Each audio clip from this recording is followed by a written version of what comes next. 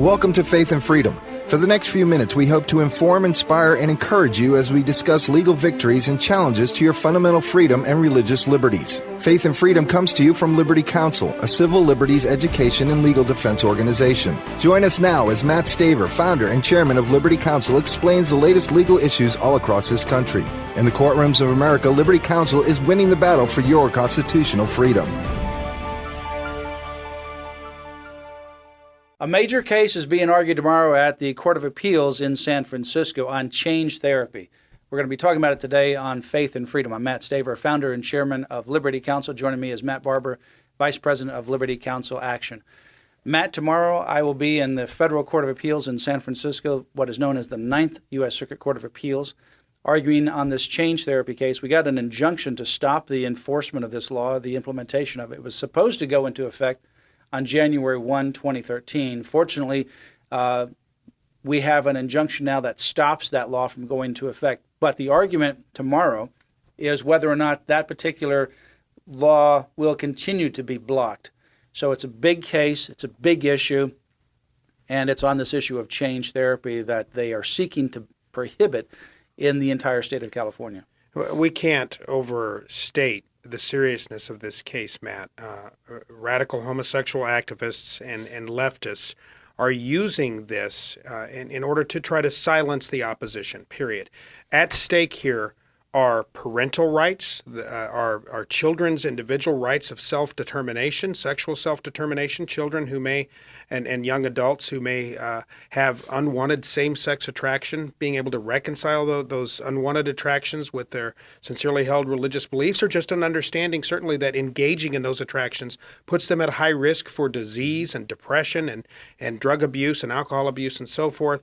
And at stake is the First Amendment, the right of free speech. This is a huge case, Matt, and certainly my prayers, I hope everyone listening right now will pray that the Lord will be with you as you argue this case. Yes, it's tomorrow. We don't know when the ruling will come down, but it'll be later this year, and this will be a big case. Of course, we have the state of California that's on the other side of the case, and then we have also Equality California, which is a pro-homosexual organization that moved to intervene, and they were granted intervention. I'll be arguing against both of those both of those entities, but this is the first time in history that a state has actually come into a counseling situation and told the counselor what they may say to the client and what the client may hear. You can talk about same-sex attractions as long as you affirm them as good, natural, normal, and you provide acceptance and affirmation. But if you try to talk to the client who wants this counsel to not act on, to stop, or to eliminate same-sex attractions, which is your emotions, behavior, which is your activity, or identity, how you identify yourself, whether it's mannerisms or speech or any of those areas. If you do any of that to reduce or eliminate any area, then that is banned. And under the law, the counselor would be engaging in unethical behavior and subject to losing their license. And minors and their parents are not able to get that kind of counseling. That's the kind of law that is at issue here. It's incredibly oppressive, totally unnecessary and politically calculated. A couple things prove that point. First and foremost is the fact that even as much as they would like the politically motivated APA, for instance, American Psychological Association, very liberal organization, but even as much as they would love to say this is dangerous, we have very proof that this is a dangerous practice, they can't, and they know they can't. They'll come up with a few anecdotal instances of somebody who says it hurt my feelings to have change therapy or something. But they even admit they don't have the evidence to support what they're trying to do. The APA report on which the state relies upon admits that there's evidence of benefits. Yeah. Admits it in the report. Yet they want to ban it. Yeah, and they want to ban it. With no conclusive evidence that it causes harm. And the only places they said, well, there's some anecdotal complaints that some people were harmed. Well, who was that from? Those are from activist groups that say, hey, I was offended by this. And homosexual activists who are now activists. Activists who make those reports. But there's definitely evidence of benefits. And then they say, with regards to minors, there's no research in this area. So we don't know, one way or another, anything about this area, but we got to ban it. Yeah. We have to ban it, they said. This is the state's irrationality at work here. This is political ideology that is trying to be used as masquerading behind this particular SB 1172. You know, the left loves to use this argument. Well, if you don't like it, don't do it. If you don't like obscenity on television, don't watch it. If you don't want to like abortion, don't have one. Well, if you don't want your children who have unwanted same-sex attraction to go through to have therapy to help with those unwanted attractions, don't put them in therapy. But here's what they're doing, and here's what's particularly offensive about this. How dare they reach into my home and tell me what I can do? If I had a child, I don't, but if I had a child who had unwanted same-sex attraction, how dare they come in and say what we can do with our own children? This is an incredibly How dare they come to a family where the child has been sexually molested by the likes of a Jerry Sandusky. And oftentimes what happens when somebody is molested or abused like that, they get confused feelings. It may be a Jerry Sandusky, it may be a family member or a close relative or a friend. They come in and sexually molest them, they get confused feelings, and then they start having these feelings that they don't like and come out of nowhere after this abuse. So they take them to a counselor, and they don't want to act on it. They don't believe that they're homosexual. They've not acted on homosexual behavior yet, and they want to be able to resolve that conflict consistent with their values.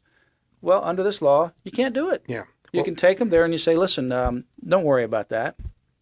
I know you've been sexually molested, but it's no big deal.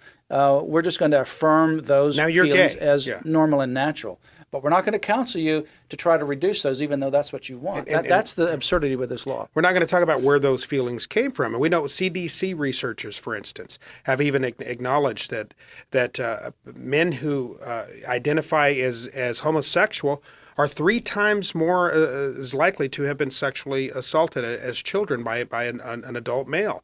The Journal of Sexual Behavior has shown conclusively that men, that oftentimes, frequently, not all the time, but frequently, same-sex attraction and gay identity stems from sexual abuse. It's not even close. I mean, it's an astronomical rate. Well, and as it relates to sexual identity, same-sex sexual orientation identity, the APA task force says that it often is fluid and has an indefinite outcome. Well, if something is fluid, water, fluid, what is that? It changes, it moves.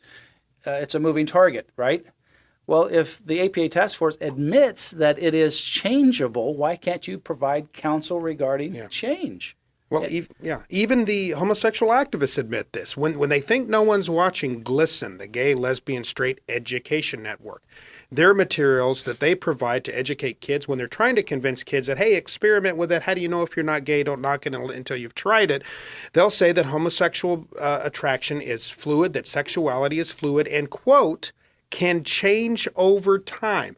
And they're opposing, they're supporting this ban on something that they admit and acknowledge can be beneficial, and that sexuality can change over time. It's Orwellian, Matt. It's because it's politically calculated.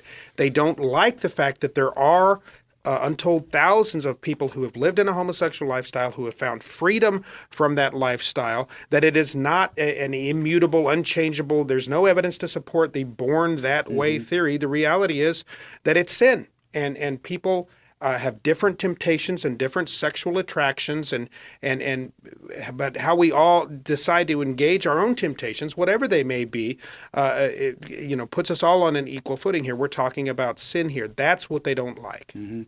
Well, it's tomorrow, so pray for this case, and it is the Pickup case called Pickup, and that's one of our lead plaintiffs. We represent several counselors, one of which who actually was sexually abused as a young child and developed these same-sex attractions and went to a therapist and ultimately was benefited by that and now provides that kind of counseling to others. We have other counselors who are recognized throughout the country and around the world that specialize in this area. We represent parents and their minor children who are actually going through and benefiting from such counseling. And we represent NARTH, which is an association that deals with these subject matters, and then the American Association of Christian Counselors, over 50,000 members around the world and primarily in the United States. So continue to pray for this case. I'll argue it tomorrow. Pray for wisdom and pray for clarity and ultimately pray for victory, because a lot is riding on on this particular case, not just in California, but there's other states around the country, legislators that are trying to emulate what happened in California in this legislation. Go to Liberty Counsel's website. I encourage you to become part of this ministry. You can make an online credit card contribution right there on the website.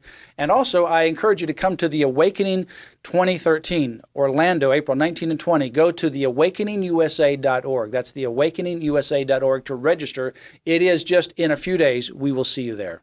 You have been listening to Faith and Freedom with Liberty Counsel. We hope that we have motivated you to stand up for your faith, family, and freedom. We can accomplish a lot when we work together. Get informed and get involved today. Sign up for our free monthly newsletter, The Liberator. We will send it out to you free of charge. Stay informed with our Liberty Alert email updates. Just click on the website at www.lc.org or call us at 1-800-671-1776. Tune in next time to learn more about your rights right here on Faith and Freedom.